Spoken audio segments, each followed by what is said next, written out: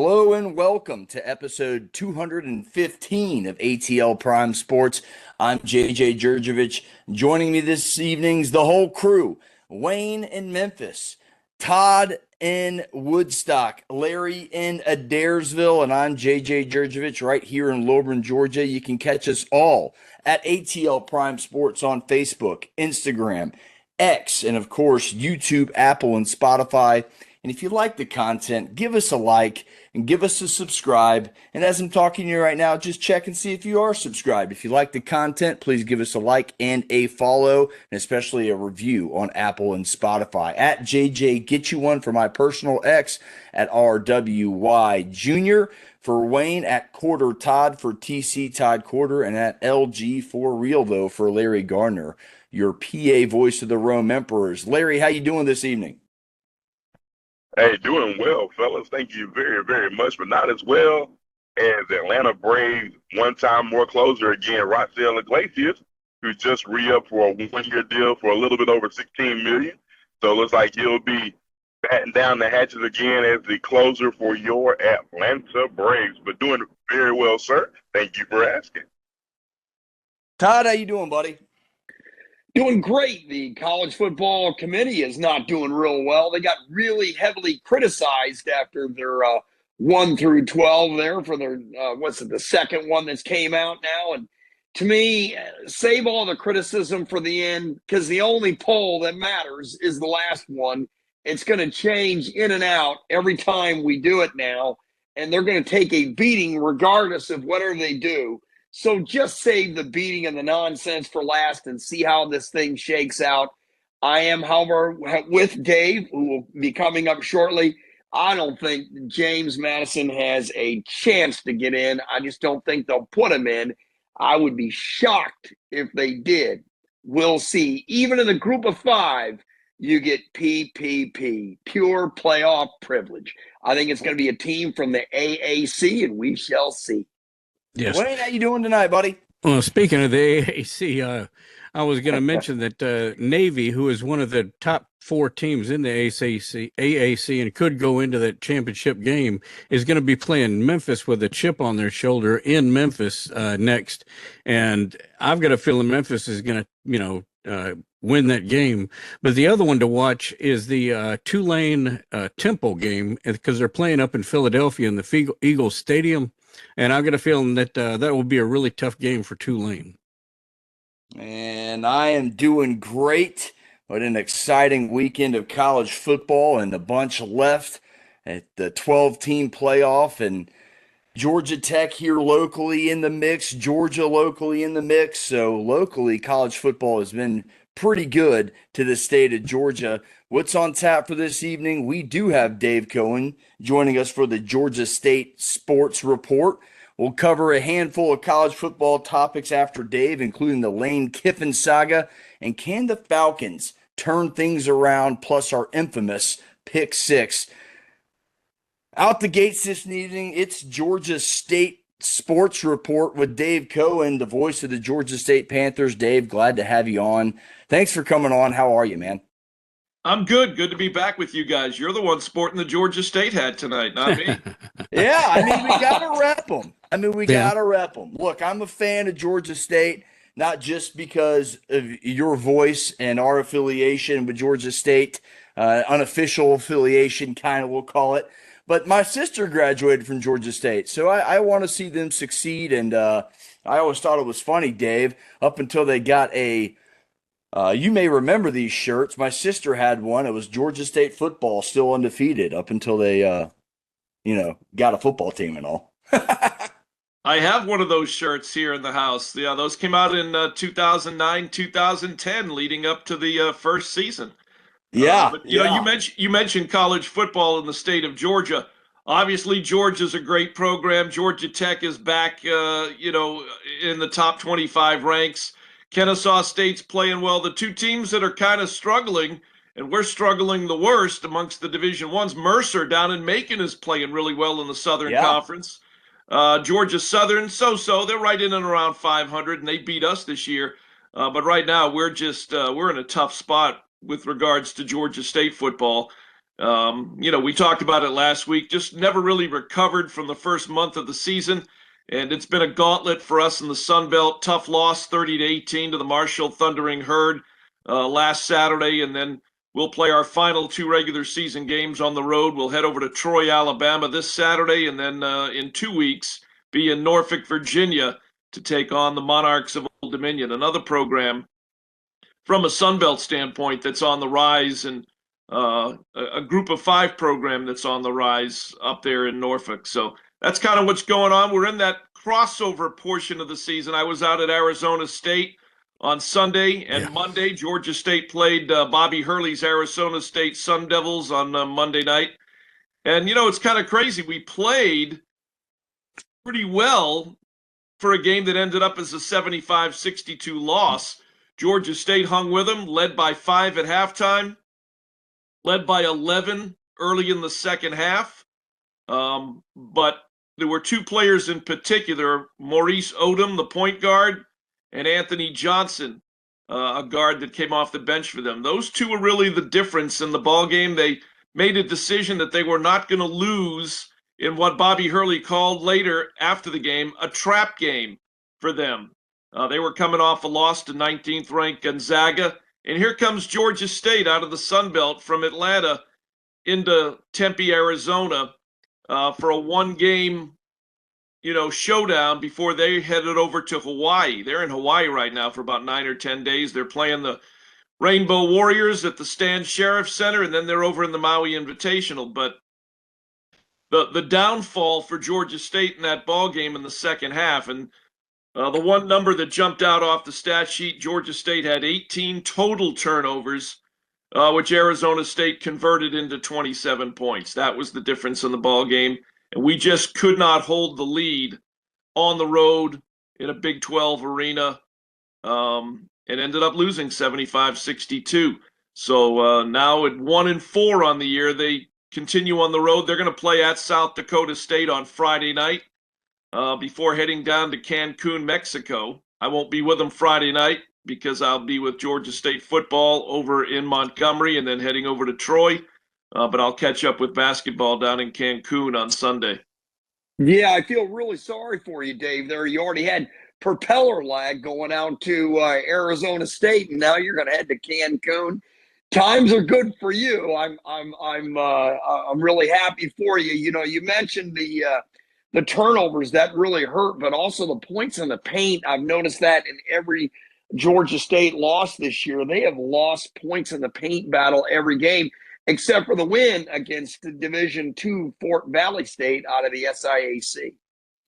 Well, you can go back to the first game of the regular season, Eastern Michigan.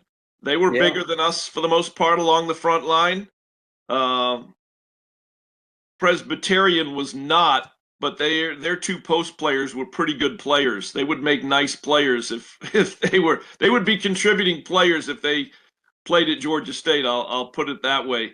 But the other night, sitting there during warmups and watching Arizona State, you can look it up. They started on the front line 6'11", 6'11", 7'1".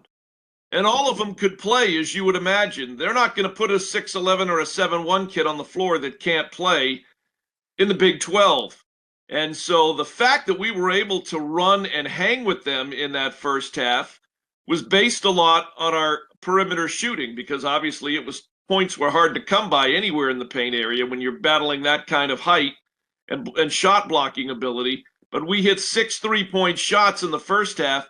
We only hit 3 in the second half. So I think we were 9 of 21 or 9 of 22 from beyond the 3-point arc. And that was a big reason why we were able to hang with them, take a 5-point lead into the locker room at halftime, and build an 11-point lead, as I mentioned, early in the second half. But ultimately, their athleticism, their determination not to lose to Georgia State on their home floor before heading to Hawaii, and again, what they called a trap game, and their size along that front line made a big difference.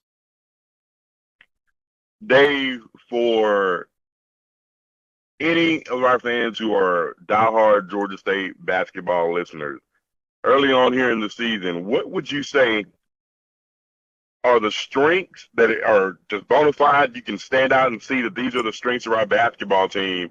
But conversely, what are the weaknesses that fans will have to understand and be patient with as the Panthers basketball team works through them?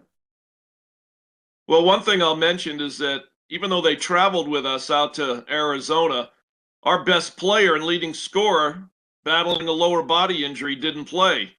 Jelani Hamilton, didn't play in the game. But I'm not saying that we would have won the game or Georgia State would have won the game if he had played. What I'm saying is we would have had our best scoring option on the floor for a majority of the minutes in the first and second half. So that put us behind the 8 ball. Trey Scott, who's 6'11" or 6'10", is in a boot, and he wasn't able to play. And he's a kid that redshirted last year. It's Dennis Scott's son. If you remember Dennis Scott from Georgia Tech and the Orlando Magic. Yes. He sat out last year. Again, he's in a boot right now. He might have helped from a rebounding standpoint, even though, they didn't out-rebound us by that much. But from a physicality standpoint, if he had been able to be on the floor, it would have added another big body for Georgia State in the paint area and along the front line. And Clash Peters is not with us right now. And that's a 6'9" banging body that really could have helped in a game like that against Arizona State. So, I think our strengths is for the most part our guard play. We do have a 7-1 setter, and he's a decent player, but he's right now averaging about 3-4 points a game and 4 or 5 rebounds, and he's fresh out of the junior college ranks and still getting his feet wet at the Division I basketball level, even in the Sun Belt level. So right now our strengths are Jelani Hamilton, Ja'Kai Newton, Malachi Brown, Micah Tucker, who's a freshman out of Overtime Elite here in Atlanta, a ferocious defender, maybe the best defensive player on our basketball team. He really held his own, going one-on-one in a nice physical battle with Maurice Odom of Arizona State. So, Georgia State's got a young team. It's got a team that's got 8 or 9 new faces. And I knew it was going to take a little while for them once they got to actual game action in the regular season to try to build some basketball chemistry.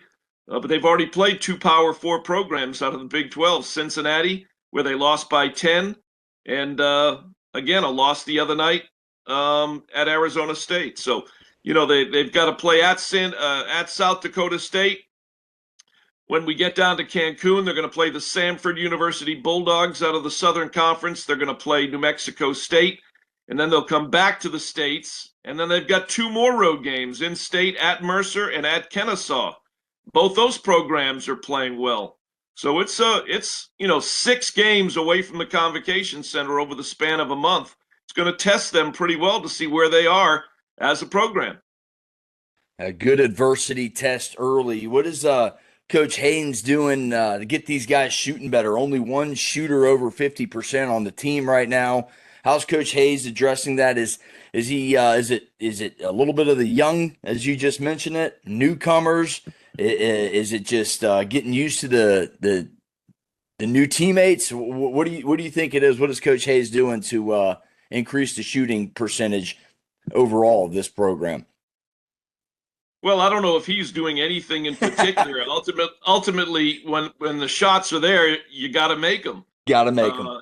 In a few of those games, Malachi Brown, who's been solid as a point guard since transferring back to the Atlanta area from Seton Hall, he's had a couple of games where the shooting percentage wasn't, great. I mean, his shooting percentage, even the other night at Arizona State, it's not that it wasn't great, but he really filled up the stat sheet. Even at halftime, he had pretty good numbers. With regards to points, rebounds. He rebounds well for a guard, and even his ability, to dish out assists. So, obviously he wants to shoot a little better. Micah Tucker, I thought shot pretty well the other night against Arizona State. Jelani Hamilton, again, our leading scorer, he could have made a difference the other night if he played. He played really well against Cincinnati, where he scored 26. When they lost by 10. I mean, give me 26 against Arizona State. We might be here talking about a different outcome. Yeah. And I put in quotations, might. I don't know. I'm sure they would have defended him. They were ready for him had he played. But ultimately, they've got to build that chemistry. They've got to build it quickly and solidify it because Sunbelt play will be here, in a matter of weeks as we turn the page into December and then into January, and you're into Sunbelt play, 2-3 games a week. So it's not anything, coaches they can coach, but they can't make shots for the guys. Yeah, I was just kind of thinking along the lines of know. practice. Is he increasing shooting drills, anything like that? Have you seen or? Always, whether it's free throws, whether it's perimeter shots, whether it's perimeter shots under pressure, hands in the face, they do it all in practice. It'll come together. Better, but ultimately you can, practice in basketball doesn't necessarily make perfect. You hope that it makes consistency, in my opinion, because you're never going to make 100% of your shots, but if you can make your shots at a certain high enough percentage consistently, then you're in a pretty good place. And so, that's the plateau I think that they're trying to get to, and combine that. Of course, there probably won't be a game between now and the end of the season where they're going to face an opponent that goes 6-11, 6-11, and 7-1, and all three of them can play and are physical. So, unless maybe it's that should maybe bear well. Tournament time. Right, that should be well. I don't even know that anybody in the if we were to make the NCAA tournament, and you're playing a Power 4 program, which as a higher seed or a higher numbered seed, you're going to end up playing a pretty good program, as we have found out over the years. But we got to get there first, and only one team out of the Sun Belt is going to get that NCAA automatic bid. So 14 schools are chasing one tournament bid. Well, let's flip it back over to football, guys, real quick. And I know last week we said there was no chance. I have to ask the question now that South Florida dropped one. I think Tulane could go to Temple, drop that game. Temple's 5-5, hungry for their first bowl in 6 years. Look, I think the pot's ripe. I think everything is lining up for chaos, Dave. The ESPN playoff predictor, if JMU wins out and wins the conference, says 74% they get in. You still don't think any chance at all that the AAC just cannibalizes itself and James Madison's just sitting there pretty. Well, as I said last week on your show, it's not that I would not want James Madison in it. That would be great for the Sun Belt Conference. I just worry, like I do during the NCAA tournament, when they get behind closed doors in whatever hotel meeting room they meet in and start breaking down, they're looking for reasons to keep Group of 5 programs out. Yeah. Had James Madison beaten Louisville and it'd be a different where they conversation. Are right now, I'd say they'd be one of the two or three front runners, which they still are. But I think that they would be a nose in front of the other front runners with a Power 4 win over the Louisville Cardinal. But they lost that game. And I said, I honestly, I think the Georgia State game, although they did beat us 14-7, may hurt them a little bit, because that, in many people's minds, should have been a dominating win. And the argument will always go back to, you don't play as hard of a schedule as we do in the SEC or the Big 10 or the Big 12. Look, I get that. That's why the SEC schools are in the SEC. They play a hard schedule every year, but everything is relative. Georgia State plays a hard schedule. They do. Fared that well, but we play a hard schedule at our level. And James Madison is doing all that they can do within, with outside the confines of the Sun Belt. Again, the only thing they could have done better was to beat Louisville. And they've done everything that they can do inside the confines of the Sun Belt, other than maybe. You mentioned, Dave, your schedule, and they're not playing the big boys is JMU like Georgia State every year. I mean, Georgia State is playing SEC programs as in plural. And JMU is not doing that. And if they don't get in, maybe that's something they will do in the future. Well, it's possible as these conferences go to 9 conference games, cutting one non-conference game from their schedule. That's going to be harder and harder to schedule from the standpoint of a group of 5 or a group of 6. You know, our Vanderbilt game this year was the back end of the Vanderbilt game that we played in Atlanta last year. I think it's going to get harder for group of 5 programs to get an SEC program to do a home and home. Vanderbilt was willing to do it, and I'll give Clark Lee all the credit in the world. North Carolina, Mac Brown, when he was still the coach at North Carolina, he did it. Remember, Drake May and the Tar Heels came into the Center Park Stadium they did 3 years ago. And, you know, we had played the previous year up in Chapel Hill. And credit to our people at Georgia State for scheduling that, and credit to guys like Clark Lee and for Mac Brown to be willing to take their ACC and SEC football programs on the road into a Sun Belt stadium and play a game. And, you know, look, Vanderbilt got snake bit. We beat them. You know, I think it's going to be harder and harder as these conferences go to 9 games to try to get a game or a series like that scheduled from the standpoint of a Power 4 coming into a Sun Belt stadium. 100% agree, especially with you just mentioned everybody getting the 9-game schedules and these paycheck games in late November. They'll be gone next year for the SEC.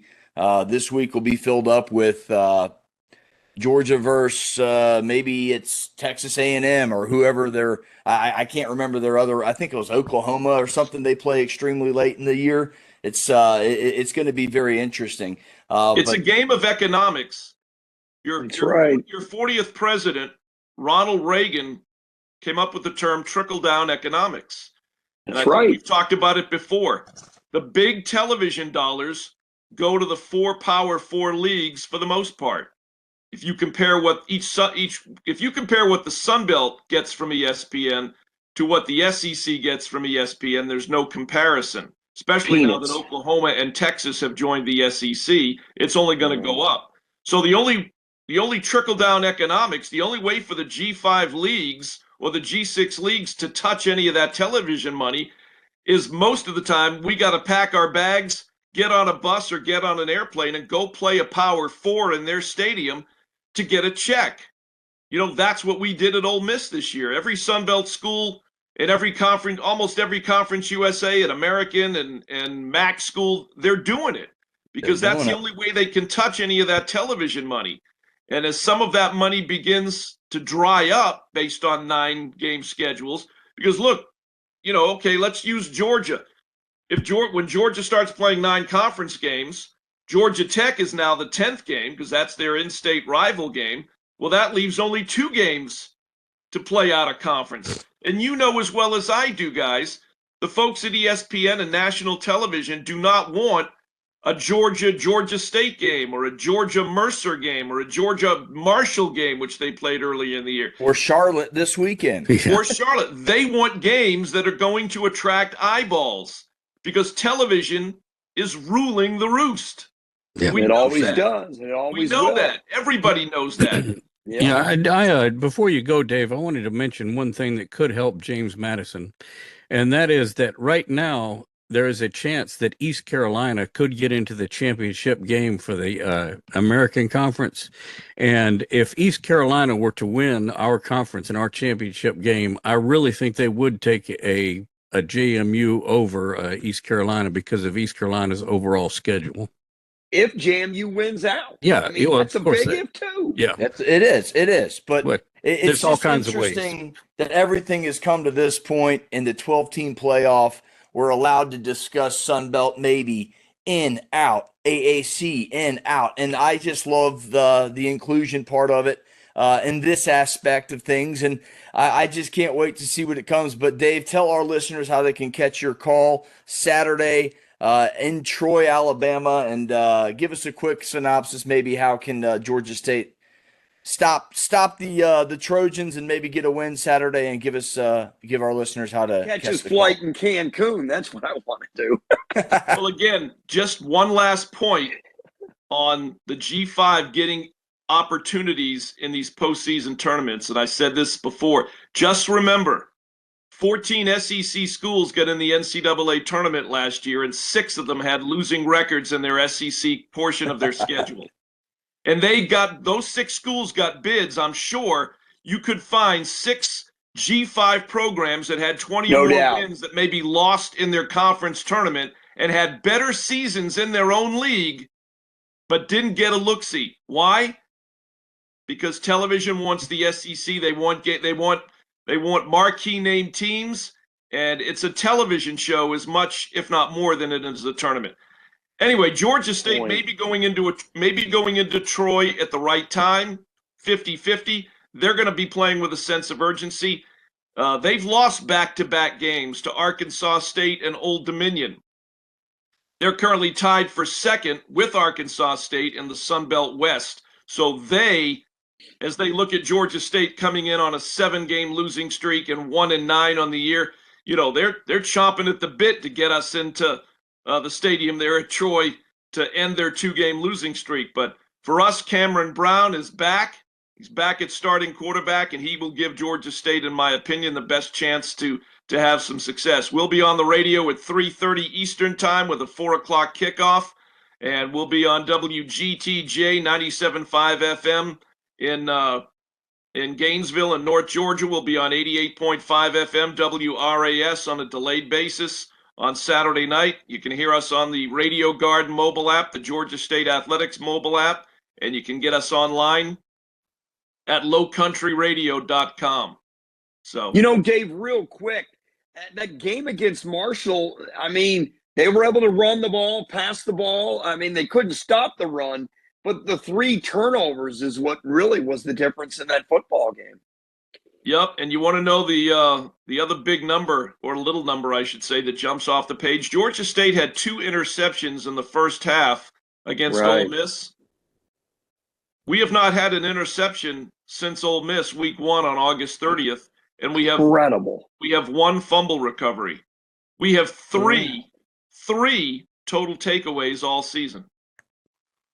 Hard to win like that. It's almost impossible. Hard to win when you're giving up 39 to 41 points a game. Technically, I know you probably know this, but it's technically the worst scoring defense in college football. I wanted you to say that, so I didn't have to. I didn't want to say it, Dave. Look, I'm wearing the gear. Look, it is what it is. Sean Elliott used to tell me time and again, you are what your record says you are. We're not 9-1. We're 1-9. So, yeah, I just hope it turns around. As always, the voice of the Georgia State Panthers here with the Georgia State Sports Report. Dave Cohen. You can check him out on X at GA State Voice. Dave, have a great call Saturday. We'll be tuning in, and we'll talk to you next week. As always, go Panthers. All right. I know you guys don't do snail mail anymore, but I'll send you a postcard from Cancun. All right. Oh, you know what? That would be awesome. Do. I don't know if we even have a show next week because it's the day before Thanksgiving. We may have to change it to Monday or Tuesday. I got a busy week myself, so we'll figure that out. Maybe we'll just do it on X or something. We'll try and do something fun. But Dave, have a great call and safe travels to Cancun, and get a tan down there for us. I'd rather come back. I'd rather come back with 2 W's. There we go. He's not going to have time to get a tan. That's right. All right, that's you guys what I like be to good. hear. We'll talk to you too, soon. Dave. Thanks for coming on. Dave Cohen, voice of the Georgia State Panthers. Check him out at GA State Voice on the old Twitter. Guys, let's go from Dave Cohen, the voice of the Georgia State Panthers, to our college football topics. Georgia beat Texas 35-10, and Coach Smart had some interesting comments post-game. Ole Miss head coach Lane Kiffin flies his family to Baton Rouge and Gainesville. Let's talk some college football, guys. Let's see, where does Lane land? Todd, we'll start with you, man. This thing has got plenty of legs on it. You got some information from someone you know. I got some information from somewhere from I know, and they're completely contradicting things. That's just how this saga goes. Where do you think Lane Kiffin ends up? I have absolutely no clue, but I know Larry and I have the same thing in common. Follow the money. that is going to get your answer. Is Ole Miss going to come up with the money to pay Lane Kiffin? The rumors out there, and there are millions of them, speaking of millions, say that they have it.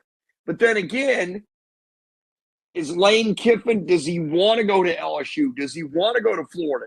Or does he want to stay Ole Miss? And this really is a tough time for this to happen.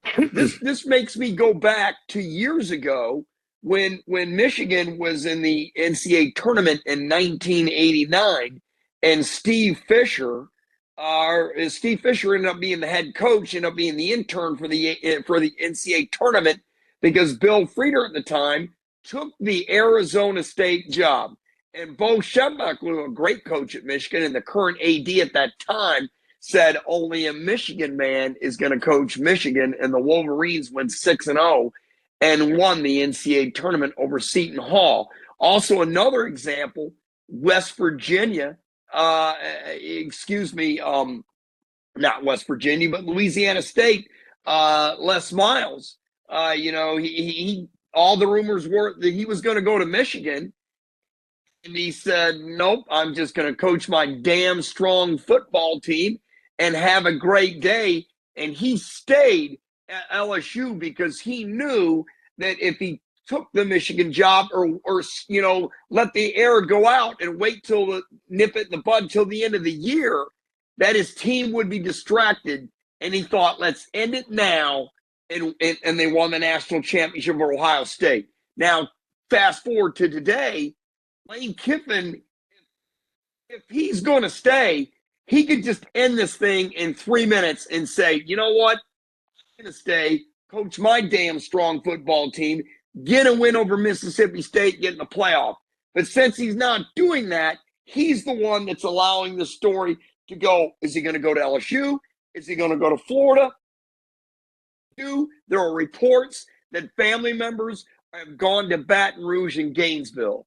So we're going to find out shortly. There are also reports that he has until next Friday to decide before the Egg Bowl if he's going to stay or go, and Kiffin has denied. So in other words, follow the money and stay tuned. But if you're Kiffin, I just don't see how you could even think about that when you have a chance to win it all. Larry, what you got, man? Where do you think? Does he stay? Does he go? In true Lane Kiffin fashion, he didn't put an end to the rumors. So that tells me he has got 1 foot dipped in as close to the swamp water of Gainesville as he can possibly think. And I hate it because, A, he's took the time to build Ole Miss to where it is. He's competing every year. I don't know how long it would take for him to build that Florida program. I do not think LSU is even in his cards. I tell you who I do think LSU may give a phone call to, and that's buddy old Lincoln Riley at USC to see if he'd be willing to come back over down south, as they say, in the Bayou country. I just think he loves the attention. He always has. He always will. And because of that, I think he is going to play it to the last minute until Ole Miss forces his hand or he is forced out the door. Larry, I love how you said he loves the attention, buddy. I'm gonna get Wayne real quick, and then I'm gonna tell you what I know. Wayne, go ahead. Where do you think he lands?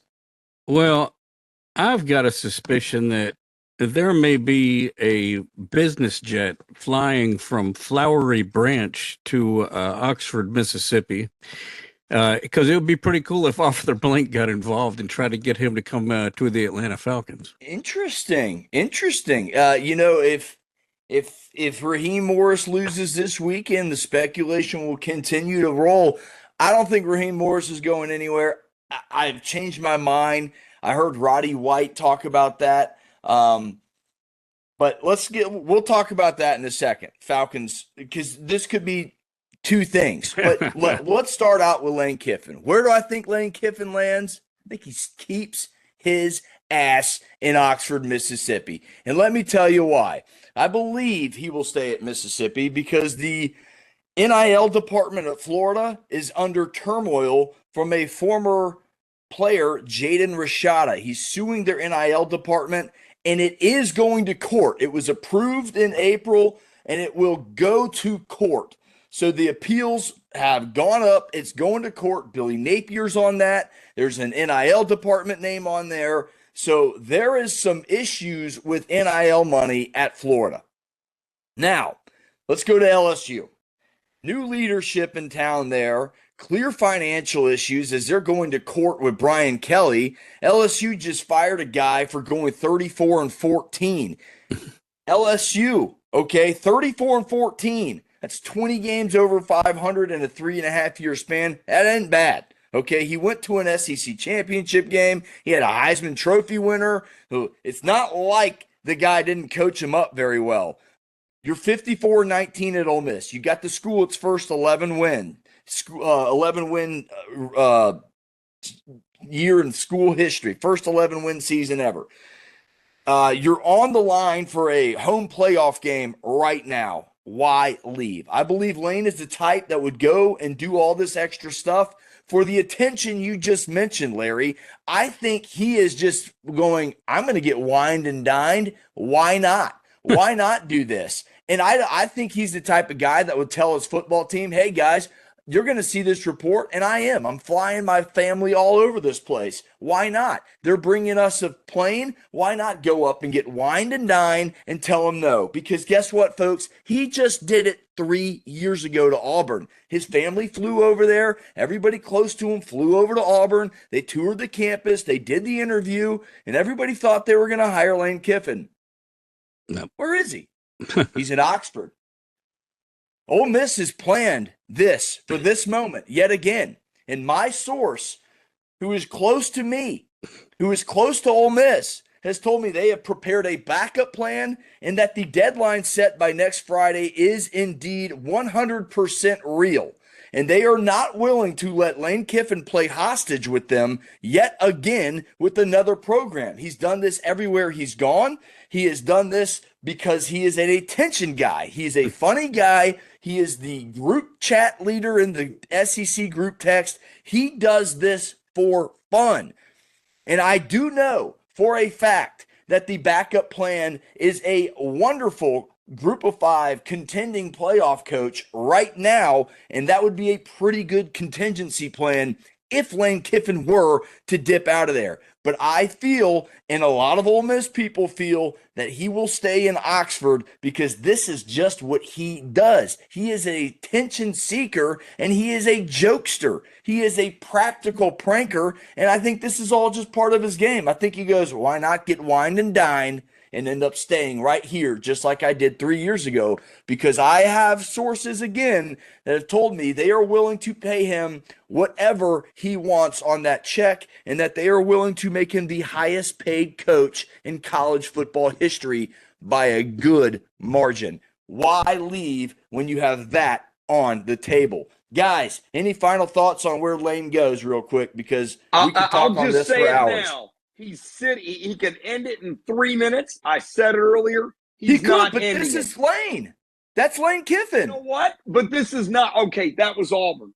This is LSU, which is arguably a top 3 job in college football. Is it, though, with all the turmoil? Is it with all the turmoil? I don't know if it is. There's financial problems at LSU. There's financial problems. They are having trouble paying a coach right now. Well, you know what? You can forget all that. LSU no, you can't. Have a ton of cash. Even with the money situation that you mentioned, you don't think the alumni and the alumnus are going to come up with the money. They have endless money. They will solve that problem. If they want to get the coach, who they want to get the coach, who they want to get, they're going to get them regardless of the circumstances that you may think will prevent them. We'll see. Time will tell. Larry, any final thoughts on this? No, it's just Lane doing what he's doing. Ladies and gentlemen, welcome to the Lane Kiffin Show. Now, Larry, do you think he's going to stay? No, I think he's gone. I really do. I think, and I hate to use this analogy, but when I saw the story, it was the first thing that came to my head. Lane Kiffin is the high school jock quarterback that goes from cheerleader to cheerleader the cheerleader about every 3 years. You get the best looking one, you done been with her, you done got wine and dine, now you done, go to the next. The newest, shiniest toy thing smiling in your face. Oh, Wayne, oh, Wayne, oh, Wayne. And he loves the attention. And because I know it, I don't think he can commit. I'm surprised he's even committed to his marriage as long. He's just not a commitment type of dude.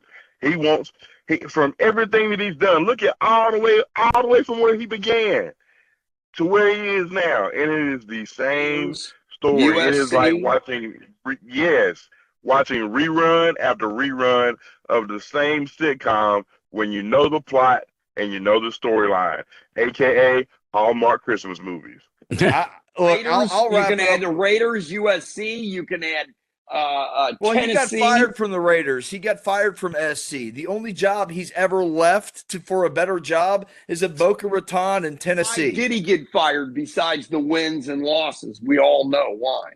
The drama along with it. So sure, now a lot of he's coaches winning get at fired. Ole Look Miss. at Steve Sarkisian getting fired for being under. So Lane Kiffin is sobered up. He doesn't use alcohol anymore, folks. I think this is a prime decision based on, hey, what can I do to keep the attention going on me? And I just think he's that kind of funny guy. We'll see. Time will play out. Wayne, any quick final thoughts? No, man, we covered it all. We covered it all. All right, let's go from Two Wayne. things. Hang on, JJ. Two things stand out to me. One,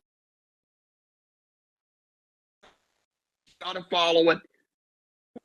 Common sense says he'll stay because he's got a great opportunity to win it here. But third thing that sticks out again, and I said it earlier, he can end this in 5 minutes, and he should end it if he is going to stay, because his team has got to mentally and physically be ready for the Egg Bowl against Mississippi State. Because if they lose, they're not making the college football playoff. They'll be done. They will not get in. Their strength of schedule will not help them. I disagree. We'll see. They've beaten a lot of good teams. They'll be 10-2. I'm They're going to pretty be sure out 10 if they lose. It'll be close, but I think they might still squeak in. But yeah, they have a big one. Nope. But look, Lane's built this program up to a top 15 job in his 5-6 years there. No doubt about it. If he moves to Florida, I don't think Florida is as good of a job as Ole Miss is right now. I just don't. With the turmoil in the NIL department, they're firing coach after coach after coach. They can't get it. LSU's the same way. I would look in. They fired 2 coaches. Their turmoil's different. You may disagree. Time will tell. Next Friday, the deadline has been set. Florida has one of the greatest recruiting grounds in the United States of America. They do, but so does Ole Miss. Ole Miss is in the Southeastern Conference. They are not very far, and they have a pretty good state right around them with the Louisiana, Mississippi, Texas. It's all right there. And again, we can't deny what Lane Kiffin has already built there, folks. And we could talk about this all night, but we have two other topics. I'll say one thing. NIL has closed the gap. There's no doubt about it.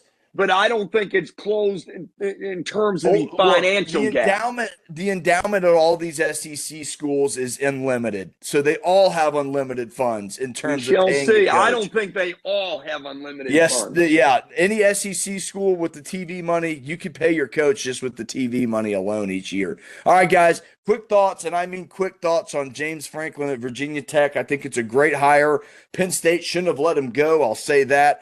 128-60 as a head coach at Vandy and Penn State. 104 of those wins at Penn State. Coach of the year in 16, Big Ten champion 16. I think Virginia Tech got him a real good one. He's in the same recruiting grounds as he was in Happy Valley. I think he's got a lot of the good high school recruiting grounds right there near Blacksburg. You know, Pac-Man Jones, Mike Vick, some of the best football players have ever put on a uniform to come around from that Virginia Beach area. Look, I think it's a knockout the ballpark hire. Wayne, your thoughts on James Franklin at Va-Tech? At this point, it didn't make any difference to me at all. Not as a Memphis fan, not as an Auburn fan. We'll see what happens there. You know, Justin Fuente went there from Memphis. He was around for a while, and they got rid of him. So They can. And Larry, what you think about Franklin at Va-Tech? Great hire. I think Va-Tech is going to give him the time that it takes to be able to build a program. I think James Franklin is more of a program builder, more so than I am the thought of him being a championship contender yearly, because what he did at Vandy, what he did at Penn State, he's going to have to repeat the same process again here in Hokieville, and I think he'll be able to build the program up. In the ACC, it's slim pickings, so you could realistically compete for an ACC title within 3 years if you recruit the right way. So I think it's a great job. I think it's a great hire. I think it's going to be a great fit, and I just think the natives in Virginia Tech and the fans there, just be a little patient as he continues to develop the program, and just watch and wait and see what happens. Yep, and don't forget the cheer. Ahead. Don't forget the cheer either for Virginia Tech when they come to your town. It's what's a Hokie? What's a Hokie? Well, when you think about this, Frank Beamer was at Virginia Tech for 29 years, and he was highly successful. This is a great hire for Virginia Tech. I mean, his path to a playoff in the ACC is a lot easier than it was at Penn State in the Big Ten, and certainly 10 times or 20 times easier than one is at Vanderbilt, because he had no shop. And the fact he took Vanderbilt to all those wins when he was there was a tremendous job. And now Clark Lee's doing it today. And he took it a step beyond Franklin, which is really amazing. But we're going to look, he's going to get 5 years probably at Va Tech. If he doesn't turn it around, they'll bring in the next guy. But Virginia Tech does need to be patient and give him 5 years. Nobody packs their patience at all with us anymore. But I can tell you this, he's got good connections. It's good, fertile recruiting ground right there. You've got West Virginia. You have Pennsylvania.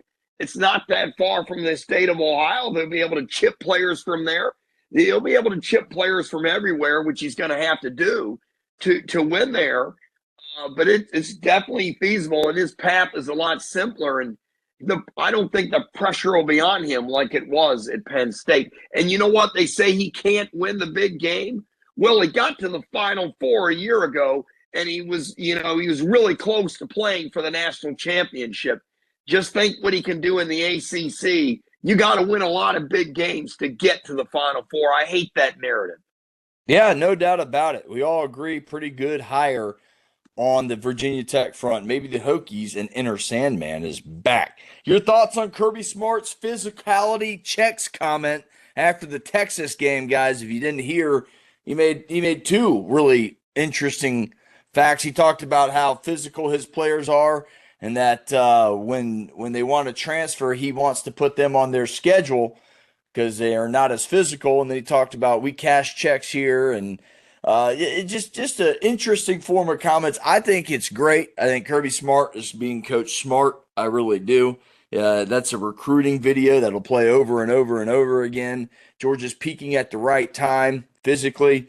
This team is I mean, the physicality is just unreal. It really is. The physicality of this team from Gunnar Stockton on down, taking hits, getting back in the game. He's really confident, and that's what he says when he's really confident with his quarterback, and his defense is playing great. They've been getting after the quarterback. I think they got 6 sacks in the last 2 games, 6 or 7 sacks there. So I think it's just Kirby Smart being really confident with his team, and just kind of taking shots at players that have left. And I just think it's a coach being a coach, guys. What do you think about Kirby Smart's comments? I'll tell you what. Look, a lot of people think he took a shot at Texas. I don't think so at all.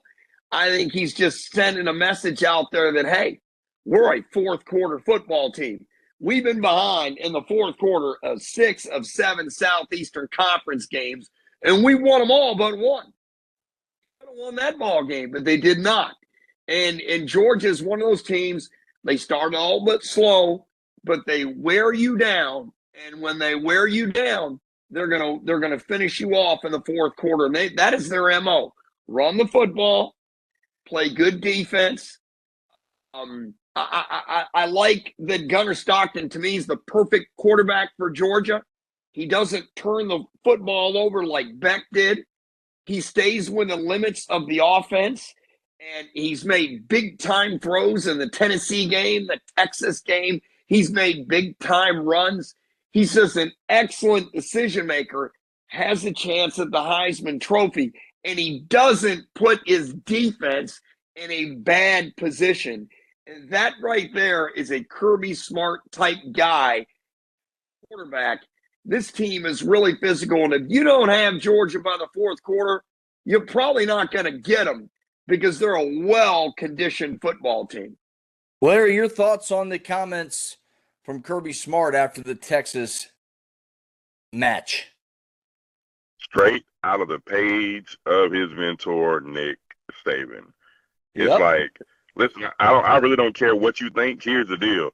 If you want to wear the G on the side of this helmet, if you want to represent the red, the black, and the silver, we're going to be physical. If you don't want to be physical, you can leave, and then we'll schedule you and still beat you up. Here's the deal. We don't have time. We're raising winners here in Athens. I want to be it is literally like listening to Herman Boone on Remember the Titans. I'm a winner. I want to win. And that's what Kirby Smart wants to do. And I'm going to win. Absolutely. And that's what he is conveying the message to anybody who will listen, but especially those people that are kids that are in Georgia and Florida that are real close, that are getting recruited everywhere. He said, hey, you can go play. You can do whatever you want to do.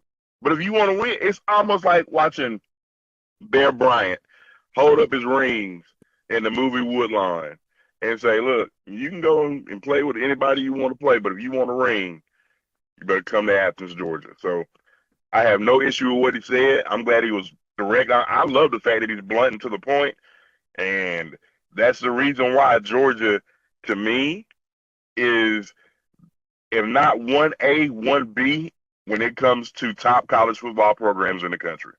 There's no doubt. And Larry, he reminds me of Tony Montana.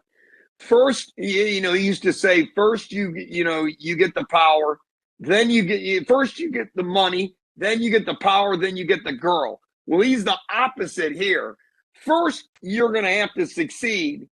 Then you can have the power, get some more money. That's the way he is. I mean, he comes in, he expects you to work hard, and yes, he wants you to get paid. But at the same time, you're getting paid. You better earn your money or you're gone. Yeah, like I said, I just think it's a product of him being confident in his football team. I think this is one of his favorite football teams he's had. It might not be his most talented, but it's one that he continuously says these guys get after it. They practice hard. And I think it's a guy that's confident with his football team and confident that if a player leaves his program, it's because they'll find a better program fit for them, where their program is fit for physicality. Let's go from the college ranks to the NFL. The Falcons dropped their second overtime game in a row, falling to 3-7 on the season. I believe the playoffs are out of the question, but can Coach Morris turn things around for the better in the A? Larry, take this one away. Give me some good news, because I don't think there is any. Well, Bijan Robinson is still a Falcon. That's some good news. That's good news. That is great news. Divine Diablo is probably going to play. Coming off the injured list. Coming off the injured list. That's some good news. The Falcons defense that ranked at the bottom of the league in defense and sacks now ranks number 2 in the league. So that's some good news. But if ifs and buts was candies and nuts, we'd all have a Merry Christmas. Yeah, if my aunt had nuts, she'd be my uncle. Exactly. Yeah. So unfortunately, I can't really give you any more good news. Here's my whole thing. Gut punch with the news of Michael Penix's season-ending ACL surgery. Yes. Puts Kirko Chains back at the scene of the crime where it all went down a year ago. The injury to Kirk Cousins and Caesar Superdome in New Orleans, Louisiana, to our nemesis. Kurt has a tendency to put his foot in his mouth too much. And I know he was joking and playing along today when he made his comments before the media, but I will not be long-winded. Here's my thing. We've got three big problems in Atlanta. Number one, we have a visionary problem because nobody has a vision. Number two, we've got a quarterback problem because I'm not paying Kirk Cousins $57 million next year to come back and quarterback this football team. Michael Penix probably won't be ready to play to either mid-September, early October. So we got a QB problem. And last but certainly not least, we have a third. No, I'm not even going to go there, TZ. I know you. Nope. I told you, I'm trying to be the positive, look at things from both perspectives. We have, and it's been this way, we have a culture problem as a Falcons fan. 100%. We have a culture problem. And the reason being is if Arthur Blank and Richard McKay had left well enough alone, we would have had a plan in place while Matt Ryan was still putting up MVP caliber numbers to draft his successor, let him spend 2, 3, 4 years under Matt Ryan's tutelage, Jordan Love, under Aaron Rodgers, kind of that scenario. And then you would have been good. But no, because you got meddling people up top trying to chase Deshaun Watson, now you force the best player, in my humble opinion, in the Atlanta Falcons history to seek a trade, and now you've been in this quarterback purgatory ever since he left. That's a culture problem. You can't make the playoffs since the Super Bowl. You don't. The 3 times you probably should have been in it, just the most unfortunate things happen to you, whether it's Harriet Douglas tripping, Julio Jones with a toe tap catch that should have took you in, but Julian Edelman making a catch 2 millimeters off the turf that just embarrassed you in the Super Bowl. I got too many things to tell you. I'm suffering from Atlanta Falcons PTSD, which is why I made my own 12 Days of Christmas Atlanta Falcons song. Continue to follow on ATL Prime Sports. Follow me on Twitter. You're going to get 2 days every day until we finish the whole 12. Good. You know what you got, Larry? You got Falconitis, and it's just spreading all over Atlanta, and you don't want to catch it. I mean, you do not. You got it too, JJ. Wayne's got it too, picking them every week. No. Look. Well, I pick against the spread. It's not picking straight up. So remember, the Falcons have a good record against the spread. Just mind you that. That's just terrific. Thank you for that. That's a positive, as Larry would say. Here's the negative. Everybody can show me all the stats in the world about the defense. But when the game is on the line, get a stop. The other team scores a touchdown or kicks a game-winning field goal. In most cases, it's a touchdown. On offense, when the stats are sometimes really good, but when they need a field goal, they don't get it. Special teams. It doesn't matter who the kicker is. When the game's on the line, yes, even though the kicker made it just barely Sunday against Carolina. And this team has, under Raheem Morris, 5 losses plus points or more. Under Arthur Smith, they had 6. Now, is it a talent issue? It's a coaching issue. Now, JJ and I had a private conversation on the phone. I'll reveal what I said to him. 90% is the players, 10% is the coaches. The coaches can put them in position all day, and maybe they don't always put them in a good position, but the players are not getting the job done, period. And then it goes back to you spent all that money on Cousins. He will be a June post-cut because they'll owe him $35 million. They're going to cut him. Well, you would think they would cut him unless he plays lights out the second half of the season, make the playoffs or something. And Penix, like Larry said, won't be available. But you spent $100 million quarterback. What do? Before the draft, you tell the quarterback, hey, we're going to draft Michael Penix. You drafted a quarterback who's had ending surgeries, plural. What does he get here? Ending surgery. You just cannot get out of your way. Raheem Morris is a good football coach, 1 second. He's a very good football coach. He is. Now, is he a good head coach? Who knows? He, as a DC, he won a Super Bowl. He had really good players to coach with the Rams. I mean, you got to have the growth. You got to have the players. Ask Bill Parcells. Not only do you want me to coach them, but I want to be able to pick them. You know what? The Falcons don't let Morris pick these players, but they allow him to coach. And the GM is on its second coach, which means he doesn't get a third. So they better win next year. Well, I think they'll give him a year, and they'll both be gone. Look, I don't know if Raheem Morris can turn this team around. He hasn't turned any team around in his entire tenure as a head coach with the Tampa Bay Buccaneers, his intern team here, and he's 29-48 as a head coach. Look, Todd and I are we're not very far off as he thinks we are on the percentage of talent versus coaching. I do think it's more coaching than it is talent, because talent from 1 to 32 is so razor thin in the NFL. And you can go back over the last 5 years, 10 years, and see several examples. You can go Lions, Colts right now, Jaguars right now. You could go the Texans when they got Deshaun Watson from worst to first. It doesn't matter who it is. If you get one or two of the right players with the right head coach, GM, it lines up, it works.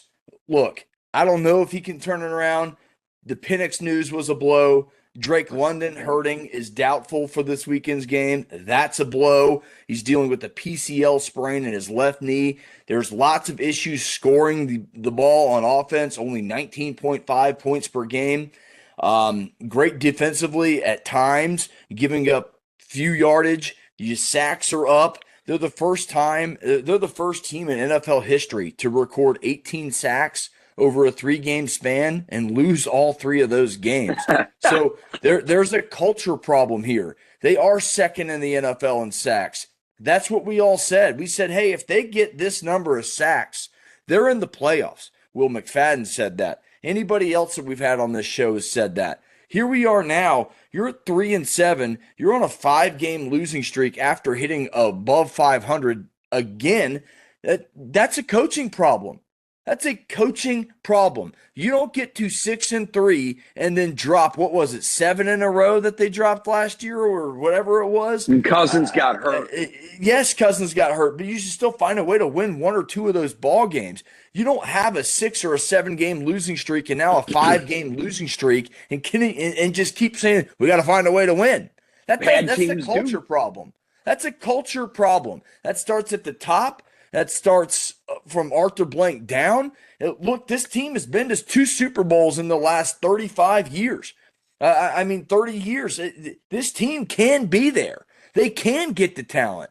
Larry mentioned that you had one of the greatest wide receivers in the history of the NFL right here with Matt Ryan. He has the most receiving yards in the history of NFL in one game. You can get talent here. To me, it's a coaching problem. I think Raheem Morris deserves one more crack at it for sure, because if you just keep hiring coaches, I don't know if that's good for a culture thing either, but I really don't know how the hell to fix this ball club, because they are in every single ball game and they lose so ironically stupid every time, and it's an issue. It's an intentional grounding 10-second runoff at the half. It's a missed field goal, as Todd said. It's just always super small things. If you can get that figured out, whatever it is, maybe it is a little bit of a talent problem. But again, I don't think it is. You got tons of first-round draft picks dotted all over this field. I think it's just a matter of getting the right person in. Their talent is ranked in the bottom 10 of the league. But again, Todd, it doesn't matter. 32, according to Pro Football Focus, the 32nd team in talent last year are battling for a number 1 seed this year, and it's the Indianapolis Colts. So it's not very far to change it and think you could get up to the top just like that. It's the NFL. It's the most complete league from top to bottom. It took Dan Campbell time to get it going. It took him a season and a half. No, it didn't, because you can't win immediately. Let me tell you something. Hold on. I'm going to interrupt you right there, and I'm going to tell you this. Dan Campbell won his final game of his first season stamped a culture win for the Lions. And look where they are today. Last year, I said that win would have been the 17th game of the season. It would have gotten the Falcons to 8-9, and it would have just stamped a winning culture at the end of a season. That didn't happen. They dropped it. They dropped it to the Campbell's Carolina first Panthers. win as a Lion coach. They were 0-11 when they played Minnesota at home and beat the Vikings. That season, they only won a couple of ball games. The next season, they had correct. that. They were 500. They had that they won defining 8-8. win in Green And Bay.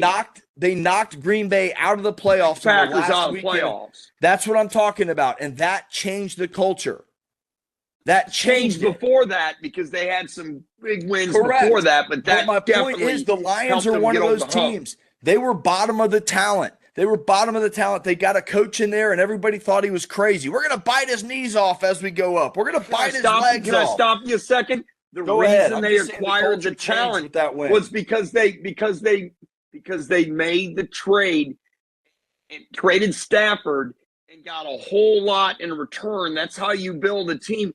The Falcons don't even have a first-round draft pick next year. They haven't done a great job with resources. And they've been in quarterback down. That's coaching and GM. Larry, get in here. What you got? And then we'll get to Wayne. So TC, TC, that comes because you got people who are that they are very skilled in being able to scout talent. The year the Falcons drafted Kyle Pitts number 4, Detroit turned around and drafted Penei Sewell. They turn around and make a trade for Matthew Stafford, for Jared Goff. They got resources.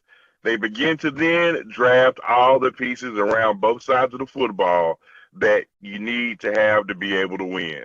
They went and got their edge rusher in Aiden Hutchinson. They went and got, to me, probably one of the most skilled backs in football now, in Jahmyr Gibbs, a Dalton High School product. They've turned around and got Amon St. Brown. They drafted the Mitchell kid from Alabama. They started putting pieces in place, not to get brand new shiny toys, but to put the things in position to help make your team successful. The one thing the Atlanta Falcons, I wish I had a spreadsheet of how many second-round picks the Atlanta Falcons have had that have been straight-up nuclear jalapeno pepper bombers. Just absolute trash. They don't You cannot do that. Look, I don't care how good a chef you are. You can be the best cook in the world, but if you go to the grocery store and buy bad ingredients, your meal is going to be terrible. And that's where the Falcons are. You got a decent cook, but you got bad ingredients. Now you got a couple of decent ingredients, and what you're trying to do is you're trying to make lasagna out of ramen noodles. And it's just not working. A front office problem more than anything else, and I think it isn't a coaching problem. Look at Arthur Smith. The front office don't anything to do with coaching. Look at Arthur Smith. They hire these guys when they leave. Arthur Smith has been successful in Pittsburgh. Yes, Raheem Morris was successful with the Rams. Tampa Bay, he didn't have the talent to win. I think they did make the playoffs one year when he was head coach. I don't recall. But anyway, if you're not drafting well, how in the hell are you going to win? I don't care who the coach is. And you know what? Everybody said on Twitter they had a chance to get Belichick. BB wasn't coming here. No power. Had a chance to get Harbaugh. He was going west. He preferred to go west. Then same thing with McDonald, Seattle. He wanted to go to Seattle. I'm sorry. Vrabel, Patriots. This is what these guys know, and they know those organizations.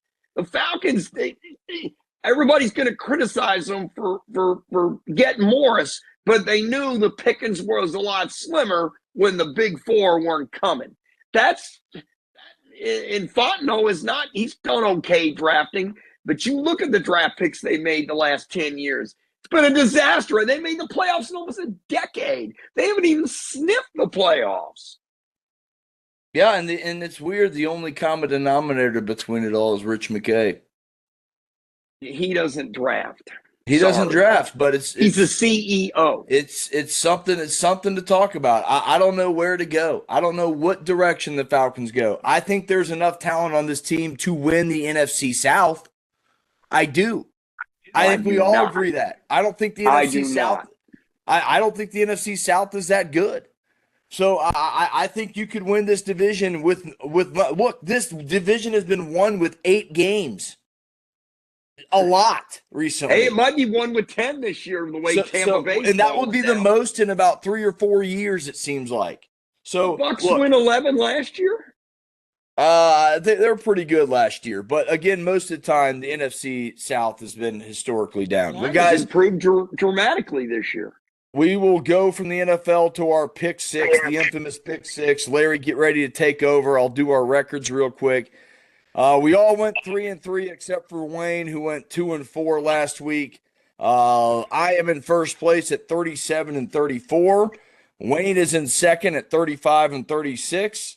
TC is in third at 34-37, and Larry went 32-39 after a 3-3 week last week. So Larry, take it away, buddy. Yes, our pick 6, baby. 6 of the best football games from college and pro. Spreads are from today per ESPNBets.com. God, this is beautiful.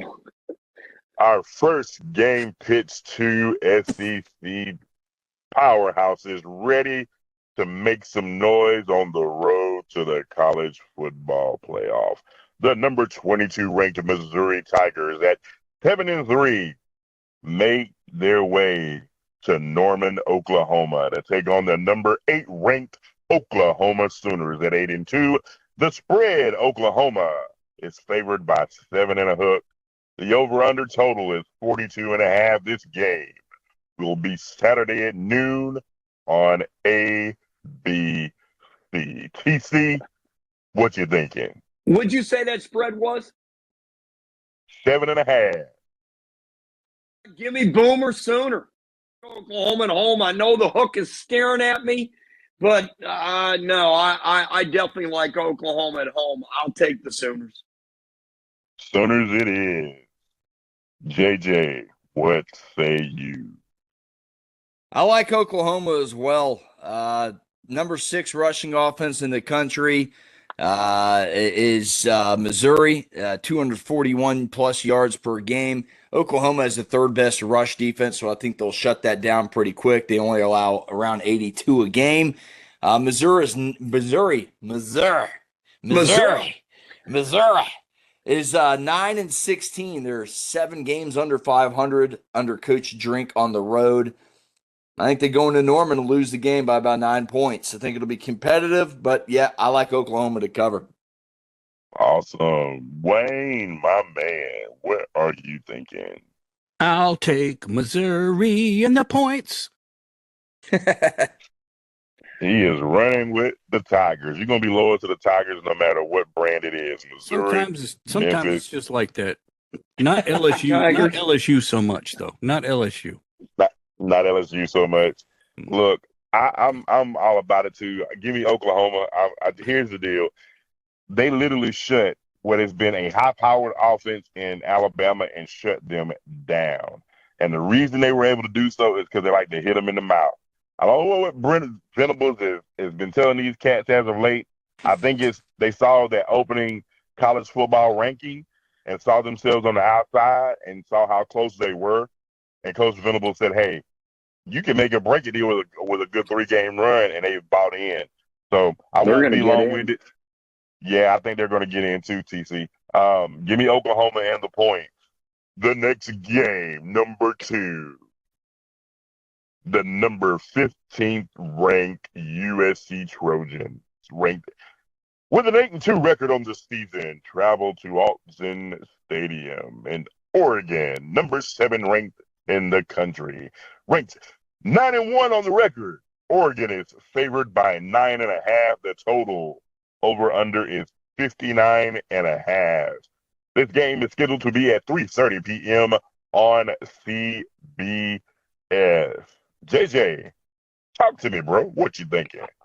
Man, I love it. Awesome. I love it. I love the PA voice. This is beautiful. Oregon is 24-2 at Autzen Stadium under Dan Lanning. USC is looking for its first win in Eugene since 2011. Oregon is the best pass defense in college football, just over 127 a game they're giving up. Look, they got the best, the 21st best rush defense. They're only giving up 108 yards per game, so Oregon's defense is going to get after it. I think they're at home. It's going to slow down USC's top 10 scoring offense. Plus, USC isn't that great on the road. Their 2 losses this year are on the road. I like Oregon. I like Dan Lanning to win this game by about 10 points. Give me Oregon to cover. Oregon to cover. Wayne. Yeah, I've learned my lesson. I'm not picking against Oregon anymore, so I'm taking Oregon to cover. I love it. PC, man, what you thinking? Oh, the Ducks. Quack all day. Oregon, they can run the football. They can defend the run. Dan Lanning is a mini Kirby Smart. Oregon did a great job when looking for a head coach. They found the right guy. I like the quack attack, and then USC's potential playoff run is done. I like what you're saying. Give me Oregon, too, for several of the reasons that you guys have mentioned, and I won't go deep into it. But, yeah, give me Oregon to do the same. Our third game, and I will be live at this game on the sidelines for the ACC Oh, good Network. for you. Yeah. What are you doing? What No are you pun doing, intended. may I ask? Keeping up with some stats. Yeah, good. So getting to I've been to all but one Georgia Tech home game this season. They keep asking me to show up, so I keep showing up. So, It's a good move on your part. hey, whatever they ask me to do, so never know what door may open. But Right. That being said, the Panthers from Pittsburgh, all the way from Steel Town to A-Town. 7-3 record on the season will travel to Bobby Dodd Stadium at Hyundai Field to take on the number 16th ranked Georgia Tech Yellow Jackets. 9-1 on the season. The Jackets are favored by 2.5. TC, I'll let you start this one. What do you think? Man, I tell you what, this is the hardest game to pick of the college games for sure. I had to sit here and think about this. Well, I don't really think about this Pick6 stuff like JJ does, goes in and researches all this crap. I don't do that, don't have the time for it, nor the inclination. But I tell you what, when I watch Georgia Tech play, Always dominate. Nice. they have gotten by the skin of their teeth. It's going to catch up with them, and I think it catches up with them on Saturday. I don't know how you can continue to survive and advance with your quarterback as leading rusher, and their schedule has been soft as Charmin. Their best record is the best team they beat all year was Wake. Now, Pitt wasn't good last week against Notre Dame, and their coach had said, I don't care if we get beat by – he didn't say I don't care, but he said we could get beat by 100 as long as we win out the other ACC games, we'll be in the playoff. Well, you know what? I think not only Pitt wins, I think they cover. They send the Tech mites home, and then they get spanked by Georgia after that, and then that's the end of the run. Give me Pitt. I will take the topic for a second one here. Georgia Tech has the top offense in college football, over 450 yards a game. The problem with Georgia Tech has been the injuries on the defensive side of the football, True. primarily at the linebacker spot and at the defensive back spot. 3 of those key players are supposed to be back on Saturday. Gilmore included. And because of that, I'm taking the rambling wreck of Georgia Tech, a heck of an engineer. And because of that, I do believe Tech is going to win. I think it's actually going to be a 10-point game. I think Tech's going to win by 10. I think they are motivated. I think they feel disrespected. because they're the only one-loss team in the ACC and they don't get any love. I think Tech's going to show out on senior night on the flat. JJ, what about you? Man, I agree with you. I ain't Tech. Oh, you told me you were going to take Pitt. I did. But look, Tech's never been in a situation before in about 10 years where they have a chance to clinch an ACC berth. I wanted to take Pitt because of the point spread. That's exactly what I said the whole week. I wanted to take Pitt because of the point spread. It begs for you to take Georgia Tech as the one-loss team. And you know what? I'm going to go. I'm going to fall for the bait this time. You mentioned it, Larry. They're the number one offense in terms of yards per game in the ACC, top in the country as well. Pitt brings in the second best rush defense, but they don't stop the quarterback run very well. King has passed for 300-plus yards in 3 straight games. He had a 400 burger and a loss versus NC State, where he had over a 500 and some odd yards of offense that game. He's rushed for over 100 yards 5 times. Again, the ACC championship is on the line. I think Brent Key will have this defense ready to play. After 2 lapses the last 2 weeks, giving up 1,120 yards total offense. I think Brent Key's going to fix that. I think they're going to be motivated. I think you'll see a packed house. It's the first night game in a while. I feel like in Georgia Tech that's meant a lot, or at least this much in quite a while. You're going to have 2 huge games back to back in Atlanta for Georgia Tech. I think they win this game, and I am like Larry. I think they will be well prepared. I think they get a little bit healthier on defense, and I think that's the difference in the game. I think they win by 7-10. Give me the Jackets on the flats. Do you think they'll beat Georgia? Look, they can hang with them, and they're due. I haven't seen the point spread in that yet, so I won't pick against it. But I think Georgia Tech's primed for a knockoff. Look, I didn't think they could do it last year. I thought they had no shot. The spread last year was 16.5. We all know what happened. One of the most epic college football games in the history of the sport happened last year on Black Friday. And I think Georgia Tech's going to be primed for these next 2 games to flip that switch to the College Football Playoff Committee, because if they do beat Pittsburgh, they will climb in that ranking. So that will be their first real quality win of the season, as TC mentioned. And then if they shock the world, they will be a very high seed coming up if they're able to win these next 2 games. I'm not going to pick that game yet. Haven't seen a point spread. Haven't even gotten an idea for it. But I am taking Georgia Tech to cover. I'll do it in advance. Dogs. Wayne, what you got? Well, I'm going to skip the Getty, and I'm going to pull in Oglethorpe. I'm picking Georgia Tech. Georgia Tech covers. Let's go. Let's go. You got it. Let's go. That wraps up the college portion. Let's go to the NSL. The Buffalo Bills at 7-3 are on the road at Allegiant Stadium. The Houston Texans at 5-5. Buffalo is favored by 6 points. The total spread over underwise 43.5. This game will be the Amazon Thursday night football game of the week on Amazon Prime. Kickoff set for 8:15. JJ, what say you? Well, I got to take the Bills in this one. They run the ball better than anybody, over 145, actually 147.6 yards per game to be exact. I think Josh Allen's playing the best quarterback in the NFL right now. 6 touchdowns last week, really willed his team to a win against the Buccaneers.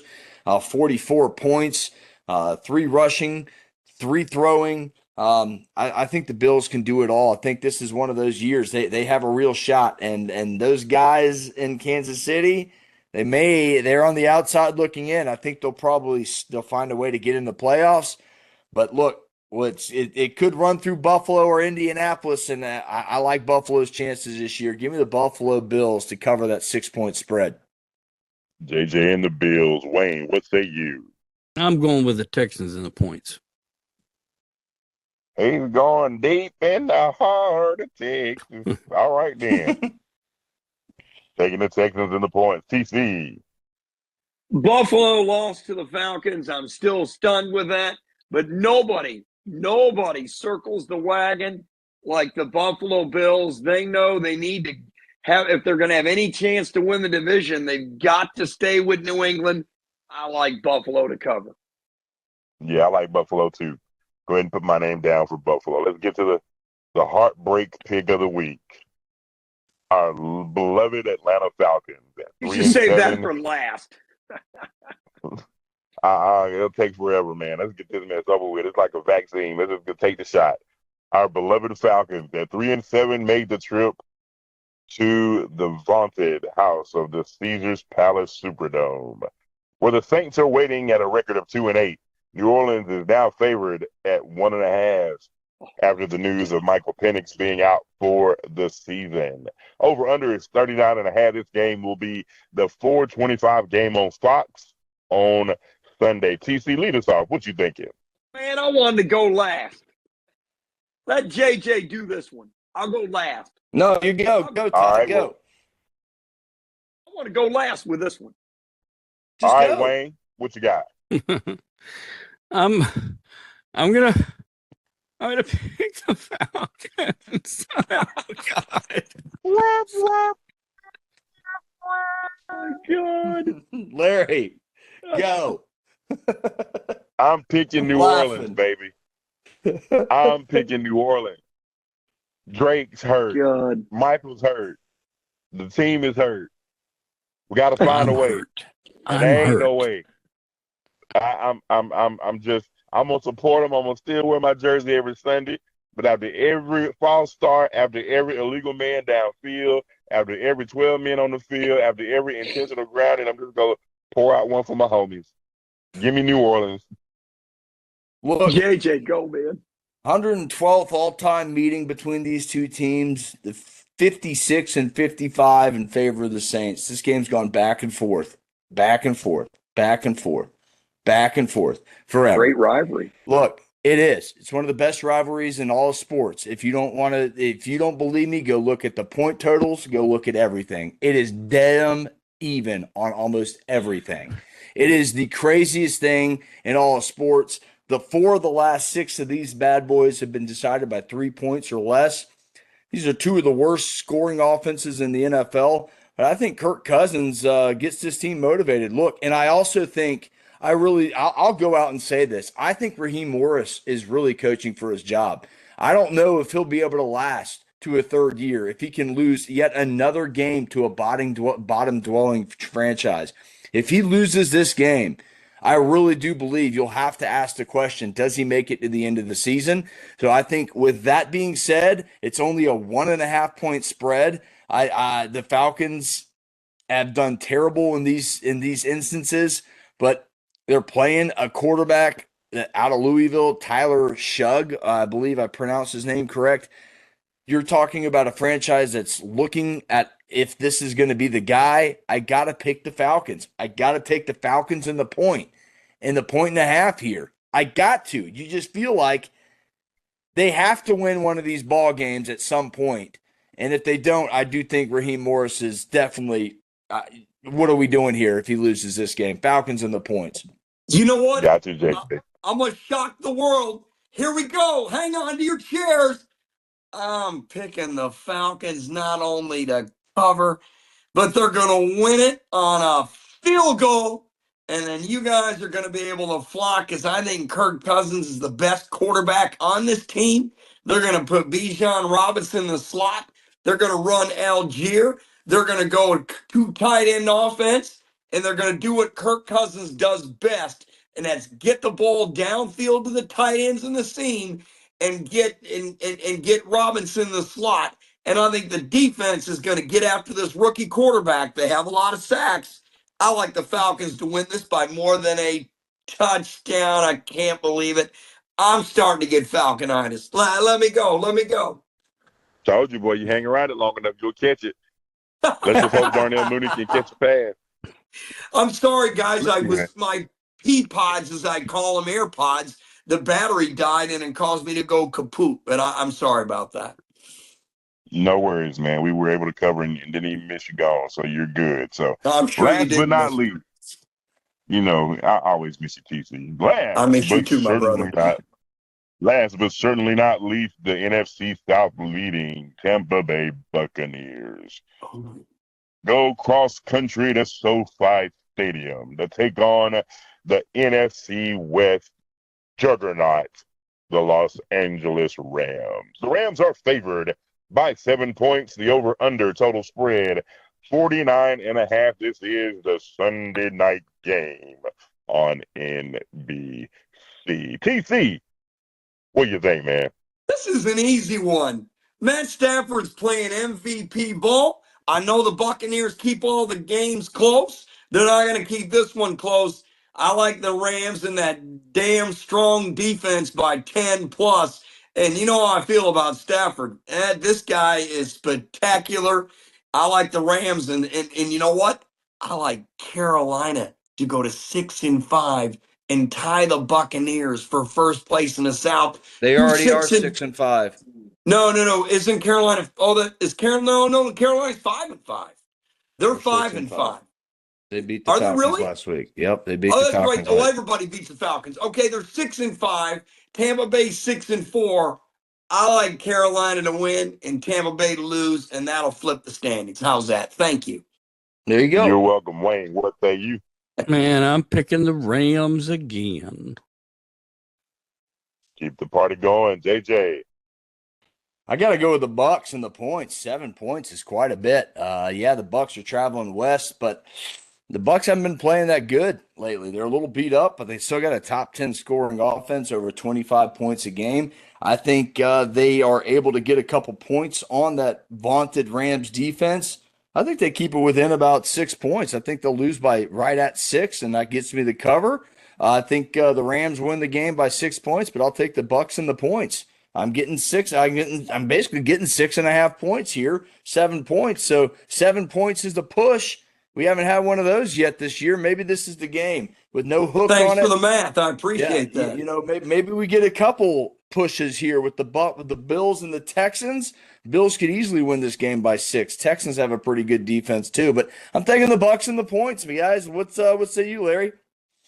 Yeah, I would love to do so, but I've seen the injury version of the Buccaneers cannot keep up in a track meet with the Los Angeles Rams. And I think the Rams are going to literally put them on a track meet. And I hate this because if this game was where Tampa was at full strength, I think this would be one heck of a football game. And it still may be, but they are being torched. People are double teaming Vita Vea up the middle. Levante David is not being able to get pressure. They're running the football down the Tampa Bay's throats. Look at what New England was just able to do just a couple of weeks ago. Look at what Buffalo was able to do. You know, they've all been able to run the football. It's a long-winded answer, but give me the Rams. I think the Rams are going to handle business. Matthew Stafford continues his MVP-level play. Sean McVay says that I am this bad dude of a coach, and I am going to continue to push my team toward another NFC West championship. And that wraps up our Pick6 segment of the week. Time